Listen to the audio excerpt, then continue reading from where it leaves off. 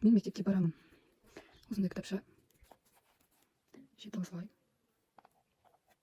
Арқасы. Бұл жерде басты нәрсе геометрия. Байқап тұрғандарыңыздай. Пішіндерді орнына қояды. Әрқайсының өзінің орнын тауып қояды және мына заттардың не екенін танысады. Мысалы гүл, көк түсті гүл, ұлу, жапырақ, қызыл гүл, бұлт, күн деген секілді. Және де бұл жерде күн домалақ болады. Тік төртбұрыш деген секілді осылай балаға үйретесіз. Жалпы ең бірінші кітаптың бетінде әріптер дауысты, дауыссыз. Бұл жерде 42 әріп бар. Және көп кездесетін дауысты дыбыстардың әріптер бар. Мысалы е әрпін 2 рет жасағанмын. Мысалы бір сөзде 2 рет кездесетін дауысты дыбыстар.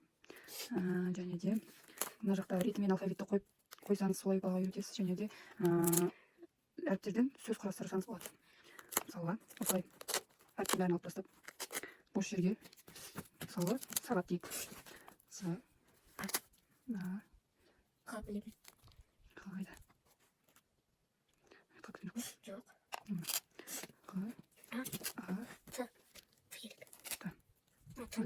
Сағат деген сөз шықпаса балаға қызықтырып үйрете аласыз. Және де басқаша ойындарды өзіңіз жасай берсеңіз болады осы планшеттерді. Екінші бетте сандарды мына жаққа ритммен қойып балаға санауды үйретесіз. Барлығы шашкамен алынады. Және бұл жерде қосу, алу, көбейту ретінде пайдалансаңыз болады. Сондай амалдарды үйретесіз. Бұл жақта қолды санау арқылы балаға есеп шығарып үйретсеңіз болады. Мысалға тең белгісі бар. 1, 2 қосу 3 тең болады. Мына жақтан 3 саусағымыз, 3 саусақ. Бәрін қосқанда қанша? Ес деген секілді балаға үйретесіз. Және мынау біздің нелерімізді астына осылай қойып қойсаңыз болады. Мына жерде ретмен санда тұрған жоқ, ретмен қойып балаға сандарды үйретсеңіз болады. Және әр санның 2 данасынан дайындадым, яғни 2-ден 2 деген секілді. 2, 1, 10-ға дейінгі сандарды 2 үштіктен жасағанмын. Келесі бізде геометрия. Бұл жерде де пішіндер орнын тауып қояды бала. Қандай пішін екенін үйретесіз. Мысалы мектепке барған баланың өзі кейбір пішіндерін атауын білмейді, сол секілді үйретуге арналған. Еркек тұра тұр. Одан кейін сағатты үйретесіз.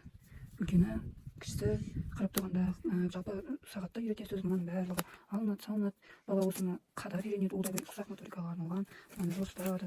Бала үшін өте қызықты деп ойлаймын. Мысалы 3 болды сағат, 4 болды, 5 болды деп сағат 1-ден 20-ға кетті деген секілді үйретесіз.